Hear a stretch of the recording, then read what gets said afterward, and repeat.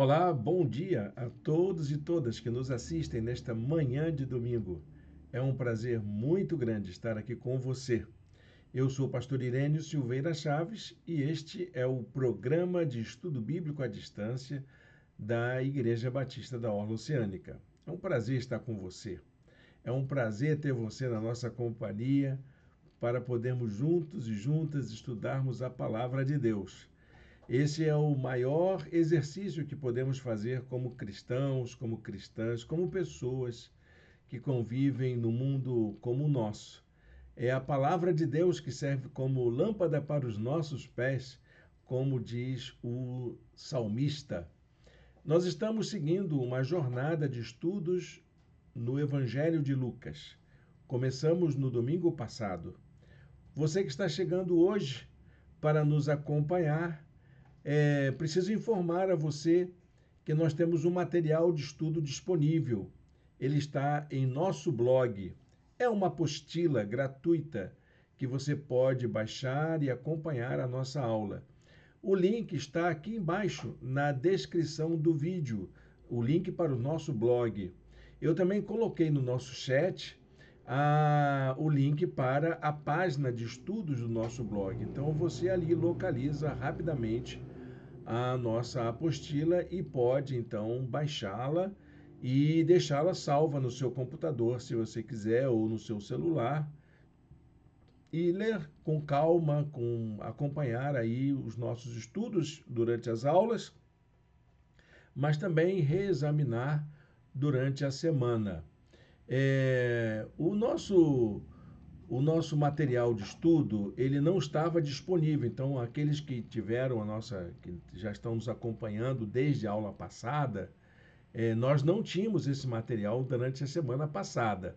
Nem durante a semana eu consegui postar, mas ele está disponível hoje para todos os nossos queridos alunos. É só você entrar lá no link e você vai encontrar esse material. E você, se perdeu a aula passada, não tem problema, as aulas ficam gravadas numa playlist em nosso canal. Então, vamos em frente, vamos seguir aí a nossa abordagem de hoje, porque já estamos entrando no texto bíblico, na análise do texto bíblico. Eu aproveito esse momento para pedir aí a sua cooperação para o nosso ministério, dando aí uma curtida, um ok, um joinha na transmissão, fazendo seu comentário, compartilhando este link nas suas redes sociais e se inscrevendo no nosso canal também. Isso vai ajudar a criar uma ideia para o YouTube de que esse vídeo é um vídeo que vale a pena ser compartilhado e ser divulgado. E eu agradeço muito a sua cooperação neste momento. Então inscreva-se no canal, curta a transmissão e compartilhe em suas redes sociais. Faz isso agora, enquanto a gente está se preparando para este início, enquanto a gente está nesses momentos iniciais da nossa aula de hoje. Eu vou colocar aqui também a nossa apresentação, que também é uma característica de nosso estudo bíblico, né? A gente tem a nossa apresentação, você acompanha o texto pela nossa tela aqui e pode também interagir conosco. Você tem o chat, onde você pode interagir com a gente durante a transmissão. Se você não está assistindo ao vivo, você pode interagir com a gente também pelos comentários, deixar aí o seu comentário, nós vamos ler com toda atenção e carinho e responder as dúvidas caso você tenha. E vamos também ter a oportunidade de deixar esta aula gravada para outras ocasiões, para que você possa rever, possa aí tirar também suas dúvidas caso você não consiga acompanhar toda a linha de raciocínio. Também temos a apostila. E tudo é gratuito, gente. Nós não cobramos pelas nossas aulas. É um privilégio para nós compartilhar com você a palavra de Deus. Então vamos adiante, vamos seguir aí o nosso estudo. Lucas, o Evangelho do Cuidado. E nós estamos preocupados em formar uma linha de raciocínio que valorize, que construa, que aponte caminhos para uma espiritualidade do cuidado. A palavra cuidado é uma palavra muito importante para o Evangelho, porque a palavra cuidado lembra o modo como Deus trata da gente. Nosso Deus é um Deus cuidador. Há um versículo no Salmo que diz que Deus cuida da gente como se fosse um enfermeiro, como se ele estivesse tratando da gente. Algumas traduções mais antigas dizem que Deus afofa o leito dos enfermos. Isso é maravilhoso. Eu adoro essa ideia de Deus arrumando a cama, preparando as coisas, fazendo com que a gente suporte aquele período de convalescença, de passar por uma doença, esse período que é difícil, né? É difícil quando a gente está enfermo e tem que ficar deitado e muitas vezes precisando de ajuda para fazer nossas necessidades, nossa alimentação. E Deus diz: olha, é nessa hora que eu estou cuidando de você, quando você está mal, porque eu sou aquele que cuida. Quando a palavra de Deus, eu sou o Deus que cura. A palavra cura lembra exatamente isso, cuidado. Eu sou o Deus que cuida. Que bacana, não é? Então nós vamos desenvolver essa ideia. Nós estamos trabalhando com a hipótese. É uma hipótese, tá bom, gente? Não é uma máxima teológica que estamos afirmando aqui. É uma hipótese de trabalho para a gente interpretar as lições, as passagens, os textos do Evangelho de Lucas. A hipótese é a seguinte: Lucas é o Evangelho do cuidado. E por que que ele é assim? Porque mostra Deus cuidando da humanidade, enviando Jesus, e mostra Jesus cuidando de pessoas para apontar caminhos de salvação. Então é Deus cuidando. E esse Jesus que cuida chama a gente para se cuidar e para cuidar de outros. Olha, é uma ideia interessante, não é? Talvez, não sei se você já pensou nisso, mas é um princípio interessante de leitura do Evangelho de Lucas. E nós vamos passar hoje a um momento, vamos iniciar um momento de interpretação do texto propriamente. Na aula passada, nós vimos o conteúdo inicial, que era relativo a uma introdução ao Evangelho. A gente apresentando quem é Lucas, quem é o Evangelho, para quem ele escrevia, o que ele tinha em mente, por que ele escreveu esse material. E hoje nós vamos pegar o texto e vamos esmiuçar ele, vamos trabalhar o texto para nós. Então, o tema da aula de hoje é o cuidado que fortalece a fé. Eu acho interessante essa ideia porque, logo de início, o Evangelho de Lucas tem uma característica, que é a existência de um breve prólogo. E esse prólogo, ele mostra a uma pessoa, Lucas mostra a uma pessoa como que ele deveria cuidar daquilo que ele tinha aprendido, fortalecer, revigorar, reafirmar aquilo que ele já tinha aprendido.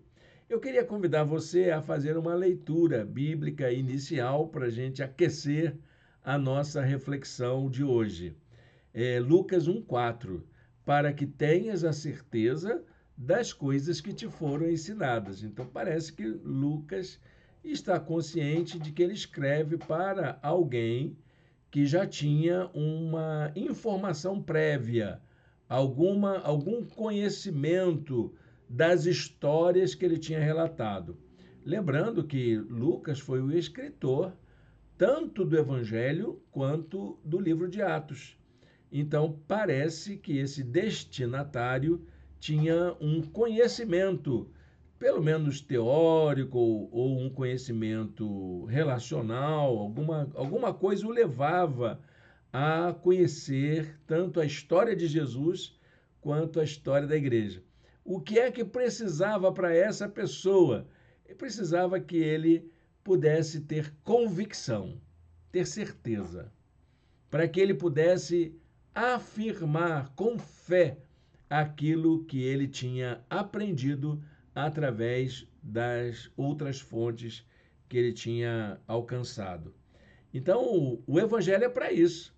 Você, meu querido irmão, minha querida irmã, que já conhece o Evangelho, que já conhece a graça, que já conhece o amor de Deus, o Evangelho de Lucas é para gente como a gente, para que a gente possa fortalecer a nossa convicção naquele que cuida de nós, que é Jesus. Ok? Então, a passagem de hoje, ela se encontra nos versículos de 1 a 4. É uma pequena passagem que é conhecida como o prólogo do Evangelho de Lucas. Lucas 1, de 1 a 4. Dentre os 4 evangelhos que compõem o Novo Testamento, quer dizer, Mateus, Marcos, Lucas e João, Lucas é o único que possui um prólogo no qual seu autor explica o modo como ele foi elaborado e a sua finalidade. Lucas foi cuidadoso para dizer como que ele construiu aquelas ideias, de onde ele tirou aquelas informações que ele compartilhava no seu evangelho. Ele diz nos versículos 1 e 2: muitos já se dedicaram a elaborar um relato dos fatos que se cumpriram entre nós conforme nos foram transmitidos por aqueles que desde o início foram testemunhas oculares e servos da palavra. Observe aí a expressão testemunha ocular. Havia um grupo grande de pessoas que teve o cuidado de fazer anotações, de fazer coletâneas, de explicações sobre as pessoas de Jesus. Tem um livro muito interessante de um autor chamado C.H. Dodge. Ele escreve um livro que explica quais eram essas fontes das testemunhas oculares, daqueles que viveram no tempo de Jesus e deixaram um legado daquilo que Jesus falou. Eram pequenos pedaços. O apóstolo Pedro, na sua carta, ele chama de logias. O que são as logias? São os relatos de ensinos de Jesus, relatos de feitos de Jesus e relatos de citações do Antigo Testamento sobre Jesus. Então, havia circulando entre as igrejas vários desses pequenos manuscritos. De início, eles não eram manuscritos, eles eram orais, eram relatos orais que as pessoas ouviam, decoravam e passavam adiante. Os evangelhos só foram surgir cerca de 20 anos depois da crucificação de Jesus. Só depois, e foi o evangelho de Marcos, o primeiro evangelho que surgiu. E Lucas está falando de uma quantidade de pessoas inumerável, de pessoas que tentaram pegar essas coletâneas, pegar esse material e fazer um relato unificado, um relato que fosse único, não esparso, como eram esses logias, como diz o apóstolo Pedro. Então, os oráculos que as igrejas utilizavam como referências para os ensinos, note bem, eram os ensinos de Jesus, os feitos de Jesus e as citações bíblicas do Antigo Testamento que falavam sobre Jesus. Então, a igreja tinha esse material, ele circulava entre as igrejas, eram manuscritos, depois, primeiro foram orais, depois se tornaram manuscritos.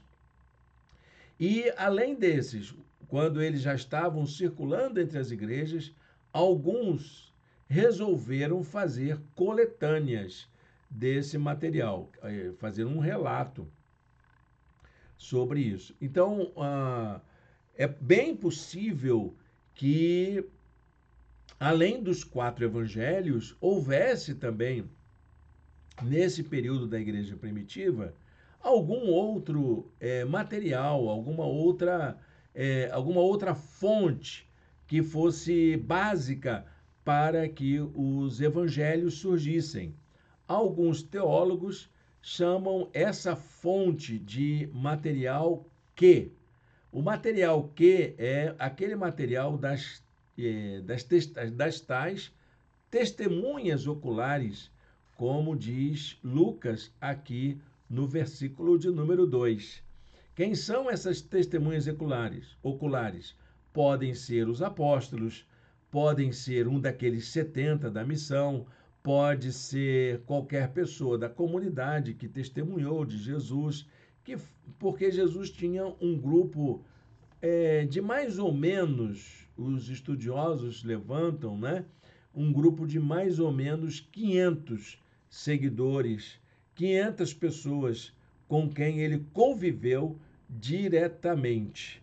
Então, qualquer uma dessas pessoas pode ter feito não somente uma fonte ou um material que, mas muitas outras que foram sendo compartilhadas, distribuídas, e Lucas diz que teve acesso a esse material, teve acesso a essa fonte.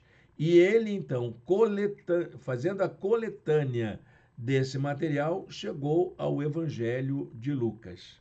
Ok, gente? É complicado falar isso, deu para você entender? É porque a gente está falando de como é que nasceu o Evangelho de Lucas. Como que Lucas, assim, ele acordou um dia de manhã, ele disse, vou escrever um evangelho. Ele não fez isso. Ele pesquisou, ele investigou, ele foi atrás das fontes e organizou uma sequência de relatos para que explicasse quem é Jesus. Três características do texto de Lucas que o distingue dos demais evangelhos, que mostram que Lucas trabalhou para elaborar esse texto. Houve um labor redatorial de Lucas para chegar a esse texto. Em primeiro lugar, ele usa uma linguagem rebuscada, uma gramática de nível elevado. Ele tem uma boa gramática do grego para poder se comunicar de forma escrita. Então, sua linguagem revela que ele era uma pessoa com formação avançada. Ele era uma pessoa de boa leitura, ele era uma pessoa também que dominava a língua grega muito bem.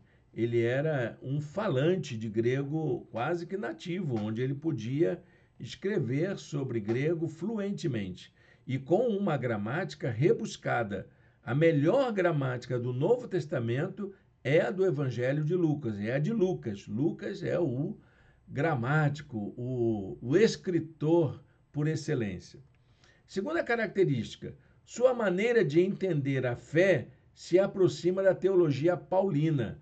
Então, quando a gente lê tanto Lucas quanto Atos, a gente vai ver, tanto o Evangelho quanto Atos, a gente vai ver que Lucas ele tem uma relação muito próxima com o apóstolo Paulo.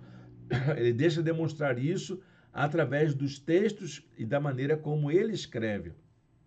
Há uma organização teológica em torno dos relatos de Lucas, tanto no Evangelho quanto no livro de Atos. E essa organização dos relatos segue uma reflexão teológica que dá base à teologia paulina, tá bom, gente? Do apóstolo Paulo. Não esquece, aí no livro de Atos, você vai encontrar Lucas falando sobre as viagens de Paulo e ele sendo citado como um companheiro de Paulo, tanto nas viagens quanto nas suas prisões. Ok? E em terceiro lugar, a construção do conteúdo do livro é resultado de uma apurada investigação. Então, ele foi às fontes, ele foi buscar informação, ele fez uma espécie de garimpo de informação, ele fez um trabalho jornalístico de ir às fontes e encontrar os relatos que ele entendia ser aqueles mais importantes sobre a vida de Jesus. Lucas diz assim: eu mesmo investiguei tudo cuidadosamente. E parece que foi assim mesmo. Ele foi muito cuidadoso em organizar geograficamente, historicamente, a sequência de fatos desde o começo e decidir escrever-te um relato ordenado. Olha que bacana, é um relato ordenado, por quê? Porque ele está seguindo uma cronologia, ele está seguindo uma ordem geográfica de movimentação de Jesus, dos deslocamentos de Jesus, e ele está também seguindo uma ordem didática. É importante a gente falar dessa ordem didática, porque esse evangelho ele tinha uma função didática. Ele servia para a catequese dos primeiros cristãos, da comunidade cristã primitiva. Então, é importante a gente entender essa forma, né, dele se dirigir. Então, quando ele fala de que é um relato ordenado, isso tem a ver tanto com uma função temporal histórica, tanto quanto uma função geográfica de localização, mas também quanto uma função didática para passar determinados conteúdos que seriam importantes para a afirmação da fé dos primeiros cristãos. Só que ele diz que esse livro é direcionado a um único leitor, que ele chama de Excelentíssimo Teófilo. Quem é o Excelentíssimo Teófilo? Por que que ele chama Teófilo de Excelentíssimo? E será que Teófilo era o nome de alguém? O que você acha? Bom, nós vamos tirar essa dúvida agora. Fica aí mais um pouquinho que nós vamos tirar essa dúvida sobre quem foi Teófilo. O nome Teófilo vem do grego, que quer dizer amigo de Deus. Ou, de uma outra forma, amado por Deus. Depende do genitivo ali, não é? O Teófilo, ele é uma palavra formada de dois radicais gregos, theos, que é Deus, e philo, que é amigo, ou aquele que ama, ou aquele que é amado. Então, a palavra quer dizer o amigo de Deus, ou quer dizer amado por Deus. Quem é essa pessoa? Eu, você, todos nós, pode ser isso, não é? É qualquer pessoa que viesse a fazer a leitura. Mas por que que ele chama de excelentíssimo? Porque excelentíssimo era um pronome de tratamento para pessoas nobres, pessoas que exerciam cargos de importância na sociedade. Então, essa expressão excelentíssimo Teófilo tem algo que nos inquieta, algo que nos interpela para a gente pensar um pouquinho.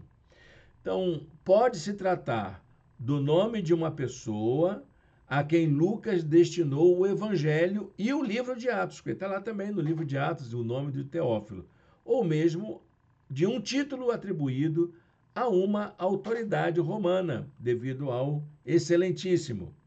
No livro de Atos, você encontra também essa mesma expressão. Ele diz assim: em meu livro anterior, Teófilo, aí já está mais íntimo, né? Mais próximo, escrevia a respeito de tudo o que Jesus começou a fazer e a ensinar. E ele vai explicar. Agora eu vou escrever sobre a igreja. Teófilo poderia ser uma pessoa interessada no evangelho, alguém que ele queria evangelizar ou preparar para alguma atividade mais comprometida com a igreja. Teófilo poderia ser uma autoridade romana que queria obter maiores informações sobre o cristianismo, por isso o Excelentíssimo.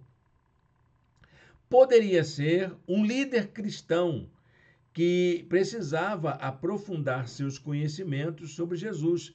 Afinal, nós estamos falando aí já da década de 1980, década de 80, de mais ou menos o ano 85.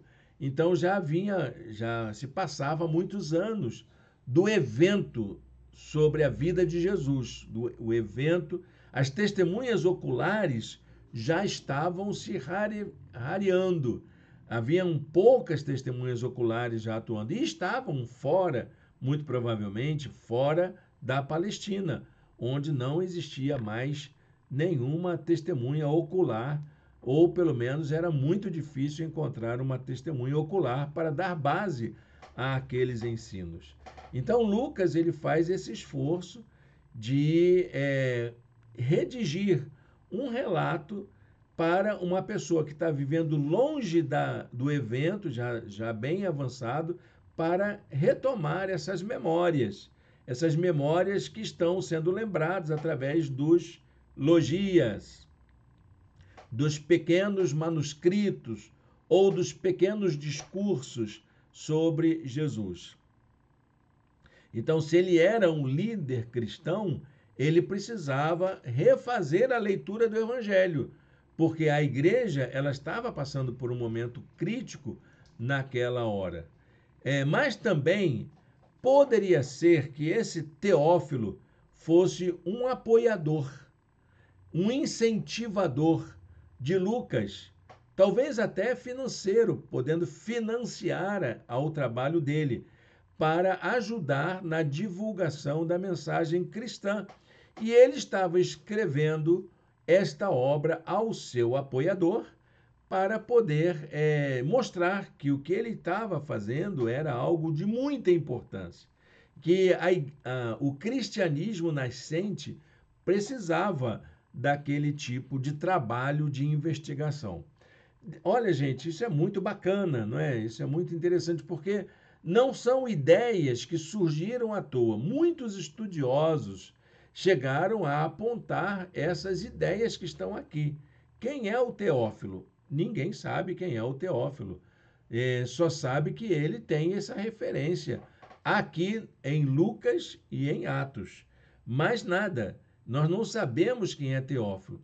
Pode ser até que seja qualquer um de nós, eu e você, que somos excelentíssimas pessoas, amigas de Deus. Por isso que nós estamos aqui também estudando o Evangelho de Lucas, porque somos amigos de Deus. Não, você não é amigo de Deus? Ou então, se eu não sou esse amigo de Deus, eu sou uma pessoa amada por Deus. Isso eu tenho certeza que você é. Você é amado por Deus. E é para um teófilo ou uma teófila, como eu e você, que esse evangelho é escrito para esclarecer aquilo que a gente já aprendeu de alguma forma, mas agora nós vamos fazer uma releitura do evangelho.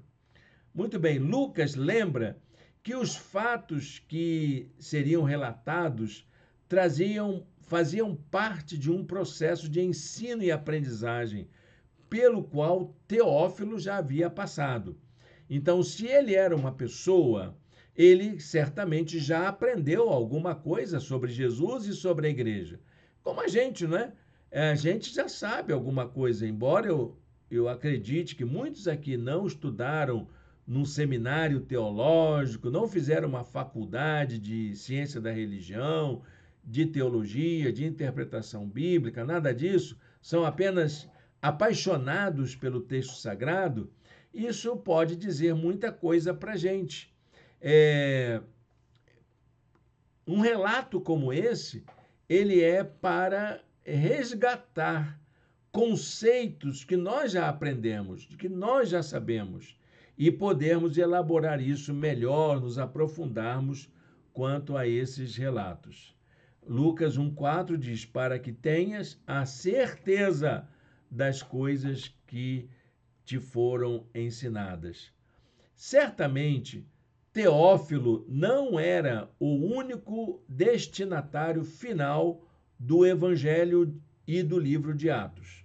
Lucas ainda tinha como objetivo alcançar um público muito maior, que inclusive ultrapassasse o seu tempo, que ficasse um legado para a posteridade. E ficou, não é verdade? Tanto que ele chegou até nós, trazendo muitas informações preciosas sobre Jesus.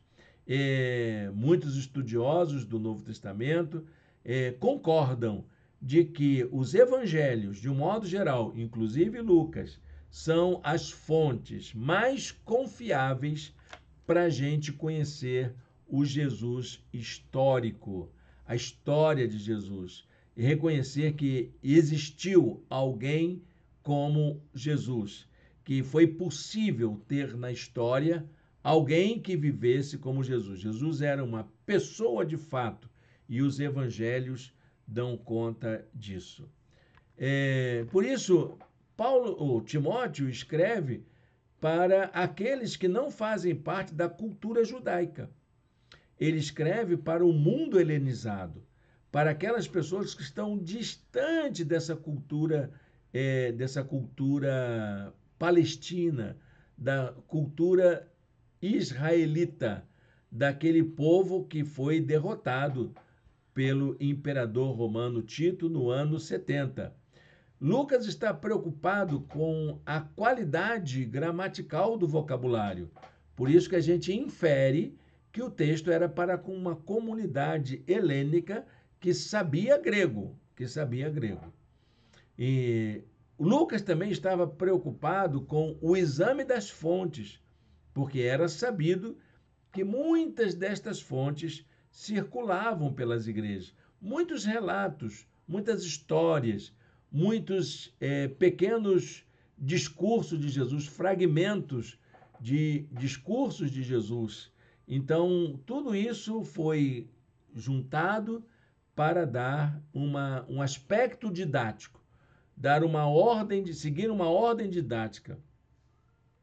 E isso leva a gente a entender que o Evangelho de Lucas, ele tanto é um evangelho pastoral, quanto é um evangelho para o ensino, para a catequese.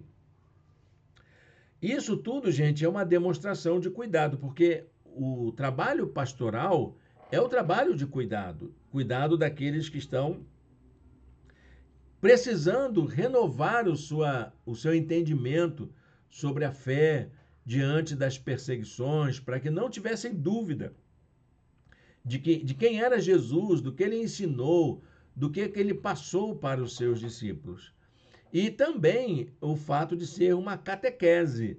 A catequese é o ensino aos iniciados, para que ali ele pudesse traçar uma linha de conduta para poder crescer e amadurecer na fé. Então, na redação do Evangelho, Lucas segue uma estrutura. E essa estrutura já era conhecida, porque parece que foi Pedro quem deu a ideia para Marcos. Marcos escreve o evangelho dele e tem essa aparência que vai encontrar uma síntese dela no primeiro sermão que Jesus pregou. Então, Pedro pregou. Pedro pregou um sermão logo no livro de Atos, capítulo 1, nós vamos encontrar essa estrutura que Pedro lembra, desde o batismo de João até o dia em que Jesus foi elevado dentre nós às alturas. Então, parece que é isso, que ele está imbuído dessa preocupação de apresentar uma sequência didática para que as pessoas pudessem entender mensagens como do apóstolo Pedro, de reflexões, e até também do apóstolo Paulo, para poder afirmarem a fé. Lucas faz questão de enriquecer esse conteúdo, pegar esse roteiro de Pedro e dar, então, as contribuições que ele encontra na sua investigação. Então, Lucas fez questão de enriquecer esse conteúdo com o uso de fontes próprias que obteve. Muito provavelmente, Lucas, então, fosse uma das testemunhas oculares que tinha algo a dizer sobre Jesus, algo que ele testemunhou, algo que ele viu quando ele andou com Jesus. Há muitas pessoas que até acreditam que Lucas fizesse parte daquele grupo dos 70 que Jesus enviou para evangelizar as cidades. Parece. Não temos muita certeza, porque ele é o único que é exato, ele dá a medida, ele dá estratégias, então pode ser que ele seja uma testemunha ocular desse episódio, que ele estivesse ali participando desse episódio também. Ele também seguia uma orientação geográfica. Lucas ele faz questão de dizer que Jesus, depois que ele cresce e inicia o seu ministério, ele segue uma rota que vai desde a Galileia até Jerusalém. O objetivo de Jesus era realizar o seu ministério de maneira completa, desde a Galileia até Jerusalém, alcançando todas as tribos de Judá, todas as pessoas que faziam parte do Israel histórico, como era naquela época.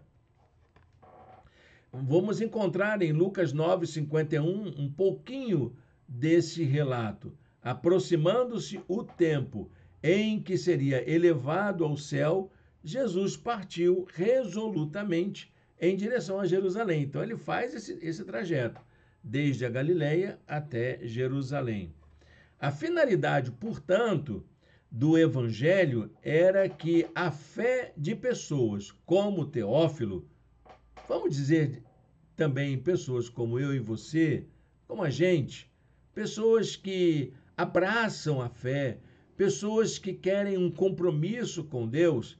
O objetivo, então, de Lucas era fazer com que pessoas assim pudessem ser fortalecidas. Então, pessoas que sentem a necessidade de conhecer mais sobre Jesus e sua obra fossem fortalecidas. Bacana, não é? É isso que ele está preocupado aqui, é isso que ele está trabalhando, e o prólogo já de início diz isso. Então, embora afirmemos que Lucas é o evangelho do cuidado, há uma série de temas que o nosso querido evangelista aponta.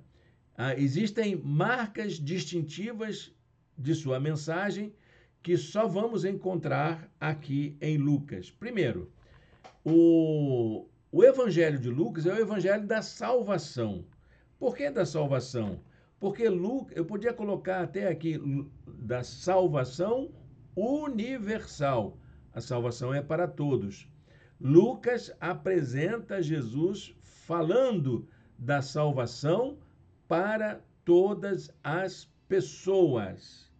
Então, a salvação é um gesto universal de Deus e concedida pelo Senhor como graça para todas as pessoas, independente de cor, raça, origem e outras marcas distintivas da nossa condição, de nossa individualidade humana.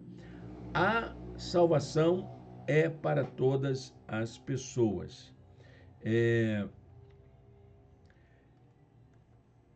Então, o Evangelho, ele mostra isso para nós. Veja o que Lucas diz lá em 9:55. O Filho do Homem não veio para destruir a vida dos homens, mas para salvá-las. É isso que Jesus trabalhou durante todo o tempo. Uma outra característica, uma outra marca distintiva, o Evangelho fala da misericórdia. Lucas também é o Evangelho da misericórdia. Jesus deu ênfase aos gestos de misericórdia, como o cuidado com o próximo e o perdão. Você vai encontrar várias passagens que mostram que o mais importante para o cristão é ser misericordioso. Porque o nosso Pai, ele dispensa sua misericórdia para nós. E a maior marca da misericórdia divina é o fato dele nos habilitar para servirmos a ele como agentes da misericórdia. Lucas 10, de 36 a 37, diz assim: qual desses três você acha que foi o próximo do homem que caiu nas mãos do assaltante? Você já lembrou de que passagem é essa? É a passagem do bom samaritano. Passou o sacerdote, viu o coitado caído, vitimado do assalto, não fez nada, foi embora depressa. Passou também o levita e viu também lá o coitado ferido, até que passou um samaritano, que cuidou daquela pessoa ferida, que deu condições para que ela se recuperasse. E aí Jesus pergunta ao líder cristão, ao líder judeu, quem era o próximo daquela pessoa. Aí o cidadão responde: aquele que teve misericórdia dele. Respondeu o perito da lei. Jesus lhe disse: vá e faça o mesmo. Essa é a expressão que vai marcar o tempo todo. Vai lá e faz a mesma coisa. Vai lá e cuida dele. Vai lá e abençoa as pessoas. Terceira marca distintiva: o Evangelho de Lucas é o Evangelho da ação do Espírito Santo. Claro que vamos encontrar informações sobre o Espírito Santo em outros evangelhos, principalmente João. Mas é no Evangelho de Lucas que nós vamos encontrar o Espírito Santo atuando a partir da vida de Jesus. Como que ele trabalha isso, como que ele alcança as pessoas, como que ele encaminha todas as coisas para que os propósitos de Deus se cumpram.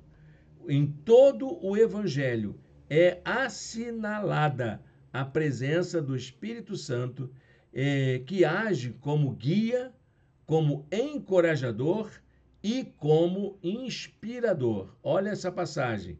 Naquela hora, Jesus, exultando no Espírito, disse: eu te louvo, Pai, Senhor do céu e da terra, porque escondeste estas coisas aos sábios e cultos e as revelastes aos pequeninos. Sim, Pai, pois assim foi do teu agrado. Que palavra boa, não é? É o Espírito Santo motivando a pregação, motivando Jesus para ser um pregador da palavra de Deus. Quarta marca distintiva: o Evangelho de Lucas é o Evangelho da oração. Não quer dizer que os outros não sejam, mas em Lucas nós encontramos um compromisso maior de Jesus com a oração. A oração não é um fato pontual, não é uma atividade religiosa, mas é uma experiência de encontro profundo com Deus, de autoanálise, de conhecer a si mesmo para poder servir ao Senhor. Lucas registra Jesus, então, ensinando a orar, mas também registra Jesus deixando para nós o exemplo de oração, as muitas vezes em que Jesus orou junto com os seus discípulos.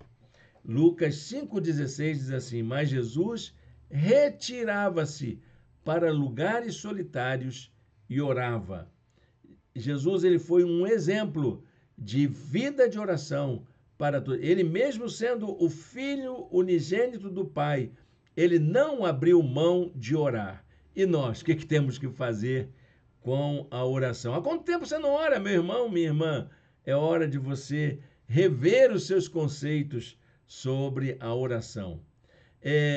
O Evangelho de Lucas também é o Evangelho da adoração, porque nós vamos encontrar no Evangelho de Lucas uma preocupação com apresentar a nossa vida como um instrumento de celebração da graça entre nós. No Evangelho, a expressão louvar a Deus aparece 13 vezes. Há uma insistência relevante para a atitude de louvor do Senhor. Lucas 17,15 diz assim: um deles, quando viu que estava curado, voltou, louvando a Deus em alta voz. Essa é uma marca muito característica do Evangelho de Lucas. Nós vamos ter também a marca do Evangelho dos pobres. Lucas é o Evangelho dos pobres. É onde a palavra de Deus aponta como que Deus cuida das pessoas mais pobres, como eles são valorizados, como eles são usados por Deus nas circunstâncias em que vivem. Jesus dá o exemplo de opção pelos pobres.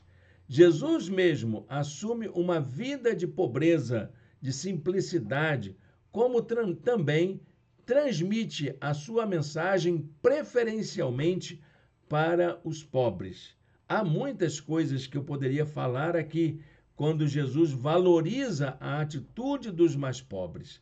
Mas é importante que você entenda que Deus está aí trazendo uma mensagem de encorajamento para aqueles que passam por situações de necessidade.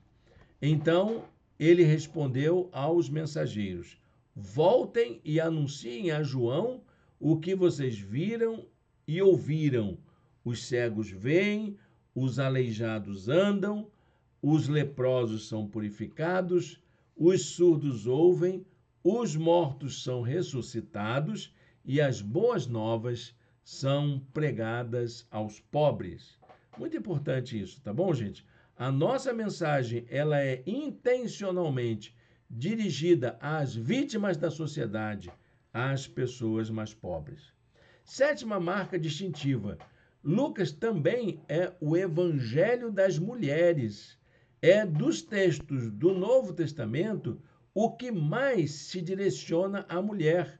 É aquele evangelho do empoderamento da mulher, que valoriza a mulher como pessoa, não como um objeto, mas como alguém inserido no plano salvador de Deus. Lucas registra que Jesus tratou as mulheres com dignidade, dando a elas o devido valor.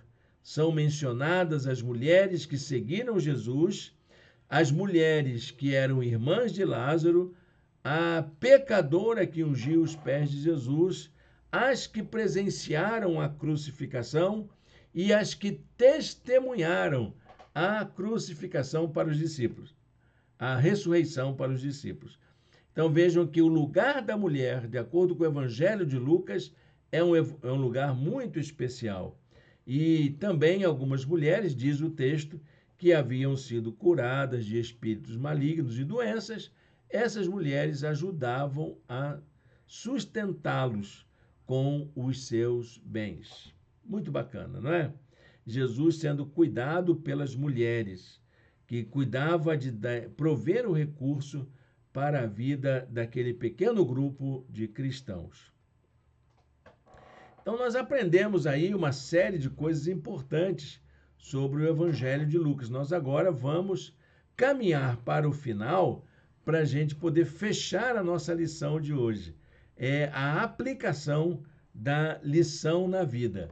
O Evangelho, meus amados irmãos e irmãs, é a boa notícia. Evangelho é isso, é boa nova do cuidado divino sobre toda a humanidade. É dizer para a humanidade a boa notícia que Deus está cuidando de todo mundo.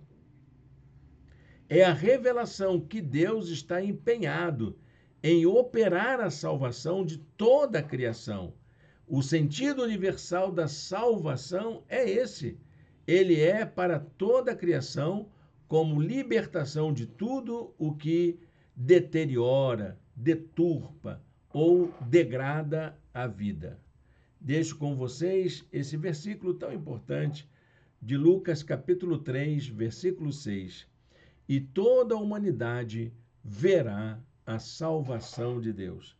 Nós precisamos crer nisso, que Jesus ele trabalhou numa determinada circunstância para fazer com que a salvação seja uma realidade firmada na vida de todo crente. Amém?